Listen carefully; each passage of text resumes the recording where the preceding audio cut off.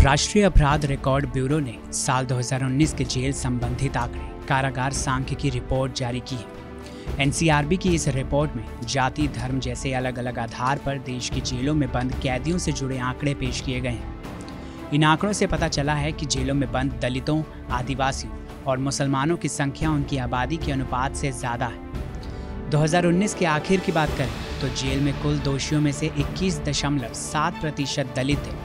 Under trial कैदियों की बात करें तो अनुसूचित जाति के कैदियों की संख्या 21% थी, जबकि 2011 की जनगणना बताती है कि कुल जनसंख्या में उनकी भागीदारी 16.6% की है।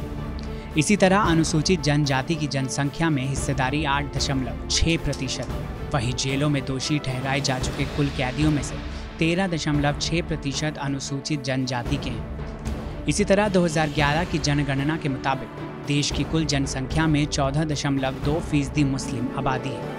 वहीं जेल में कुल दोषी कैदियों में से 16.6% मुस्लिम हैं। इसी रिपोर्ट को लेकर AIMIM के मुखिया और हैदराबाद से सांसद असदुद्दीन ओवैसी ने एक ट्वीट कर इसे प्रणालीगत अन्याय का एक और सबूत बताया है, जिसका हम सामना कर रहे हैं। ओवैसी ने ट्वीट करते हुए लिखा, मुस्लिम पुरुषों को पहले से ही बड़ी संख्या में रखा गया था, लेकिन अब उनकी संख्या और भी बढ़ गई है।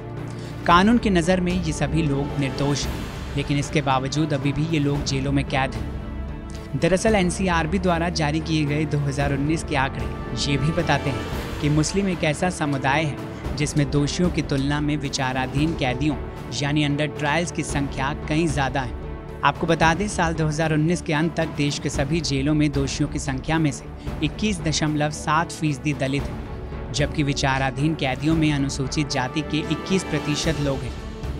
वहां दोषियों की कुल संख्या में से 16.6% मुसलमान हैं। वहीं विचाराधीन कैदियों की संख्या 18.7% है। इसके अलावा NCRB की रिपोर्ट में कुछ और भी आंकड़े पेश किए गए हैं। देश की जेलों में क्षमता से ज़्यादा कैदी हैं। राष्ट्रीय अपराध रिकॉर्ड ब्यूरो के हालिया आंकड़े तो कुछ यही बयां करते हैं। NCRB की रिपोर्ट के मुताबिक साल 2019 में देश की जेलों में कुल 4.78 लाख कैदी थे, जबकि इन जेलों की वास्तविक क्षमता 4.03 लाख कैदियों की ही थी। दूसरी ओर जेलों में मौजूद स्टाफ की संख्या भी काफ़ी कम है। स्टाफ की संख्या जहां 87,599 होनी चाहिए, वहीं 31 दिसंबर 2019 तक वास्तविक संख्या 60,787 ही थी।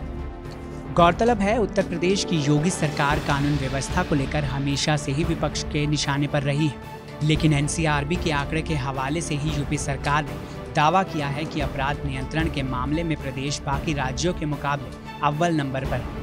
पिछले 3 सालों के दौरान राज्य में न ही सिर्फ अपराध के मामलों में कमी दर्ज की गई है, बल्कि सरकार अपराधी तत्वों पर नकेल कसने में भी कामयाब रही है।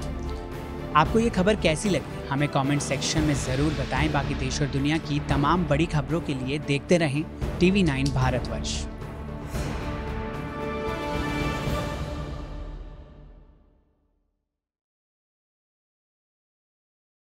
परवाह देश की, सोमवार से शुक्रवार रात 10 बजे TV9 भारतवर्ष पर।